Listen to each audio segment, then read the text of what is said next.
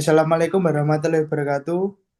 Waalaikumsalam. Waalaikumsalam Waalaikumsalam warahmatullahi warahmatullahi wabarakatuh. wabarakatuh. Selamat pagi teman-teman. Selamat Selamat pagi. pagi. Pagi. Baik, kita kali ini akan melakukan seminar yaitu tentang skema peradangan yang kita buat kemarin ya teman-teman. Sebelum kita melakukan seminar, alangkah baiknya kita berdoa terlebih dahulu. Menurut agama dan kepercayaan masing-masing, berdoa dimulai. Berdoa selesai.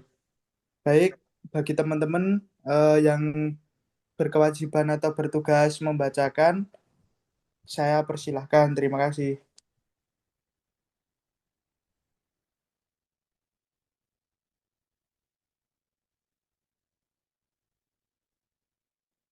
Baik, izin membacakan.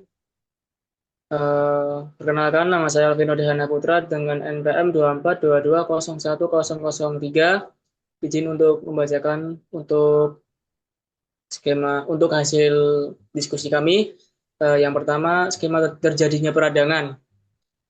Terdapat dua jenis inflamasi, yaitu akut dan kronis. Inflamasi akut adalah inflamasi jangka pendek yang biasanya berlangsung selama beberapa jam atau hari. Sementara inflamasi kronis adalah inflamasi jangka panjang yang dapat berlangsung selama berbulan-bulan sehingga hingga bertahun-tahun, sekalipun penyebab utamanya sudah hilang. Mekanisme terjadinya inflamasi dimulai dari stimulus yang akan mengakibatkan kerusakan sel. Sebagai reaksi terhadap kerusakan sel, maka sel tersebut akan melepaskan beberapa fosfolipid yang diantaranya adalah asam arakidonat. Setelah asam arakidonat bebas akan diaktifkan oleh beberapa enzim, yaitu siklooksigenase dan lipooksigenase. Next.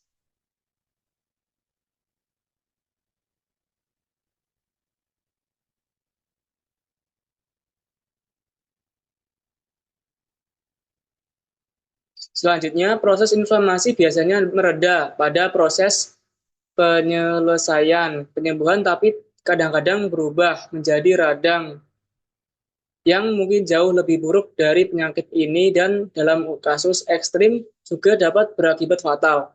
Kemerahan, suhu yang meningkat, pembengkakan, nyeri, dan hilangnya fungsi adalah tanda klasik dari inflamasi. Inflamasi dapat diprovokasi oleh berbagai agen berbahaya, bahan asing, toksin, infeksi, bahan kimia, patogen, reaksi kekebalan tubuh, dan luka fisik.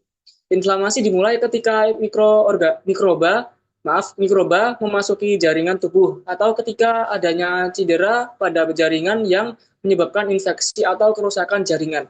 Hal tersebut kemudian dikenali oleh sel residen seperti makrofag, sel dendritik, sel mast, dan sel-sel lain dalam jaringan. Kemudian sel-sel tersebut akan melepaskan mediator inflamasi yang akan memicu reaksi vaskular dan reaksi seluler.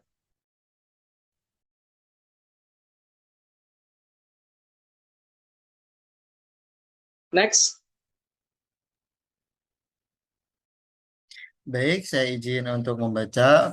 Sebelumnya perkenalkan, saya Ridwan Saifullah dengan NPM 2422010001.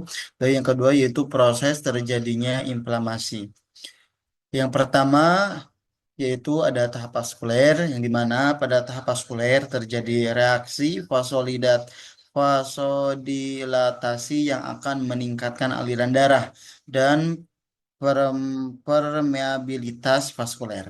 Vasodilatasi yang terjadi akan menyebabkan peningkatan aliran darah pada daerah yang mengalami cedera dan akan memberikan warna merah atau rubor dan rasa panas ya, atau bisa disebut dengan kalor.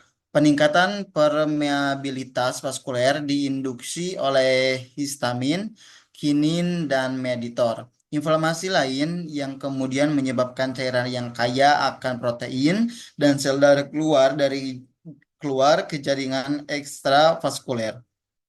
Hal tersebut juga akan mengakibatkan tekanan osmotik cairan interstisium meningkat, sehingga lebih banyak air yang keluar dari darah ke dalam jaringan. Hasil akumulasi cairan ekstravaskuler yang terjadi akan menyebabkan edema jaringan. Timbulnya edema menyebabkan rasa nyeri karena peregangan jaringan akibat timbulnya edema dan adanya pengeluaran mediator nyeri seperti prostaglandin, bradikin, dan histamin yang bisa merangsang saraf perifer di prostaglandin di sekitar jaringan yang mengalami inflamasi. Timbulnya edema dan rasa nyeri membuat keterbatasan gerak atau gangguan fungsi pada daerah sekitar inflamasi. Next, untuk tahap yang keduanya yaitu tahap seluler, yaitu pada tahap seluler terjadi pengumpulan dan pengangkatan leukosit yang kemudian akan mengeliminasi agar berbahaya leukosit dibawa dari darah ke jaringan ekstravaskuler yang di mana patogen infeksius atau jaringan yang rusak dapat ditentukan. Setelah leukosit terkumpul, leukosit diaktifkan untuk menjalankan fungsinya yang mengakibatkan peningkatan fungsi fagositosis, produksi mediator, inflamasi termasuk asam arakidonat, sitokin proinflamasi, serta peningkatan destruksi intersel mikroba dan jaringan mati yang difagosit.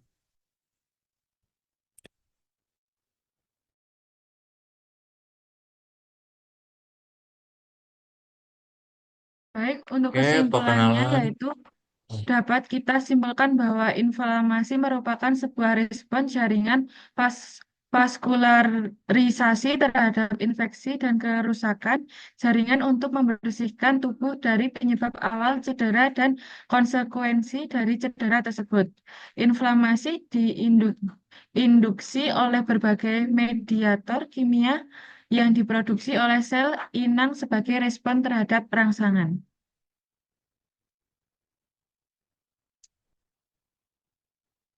Selanjutnya, saran dari kami untuk para pembaca adalah untuk menghindari hal yang dapat menyebabkan infeksi atau peradangan.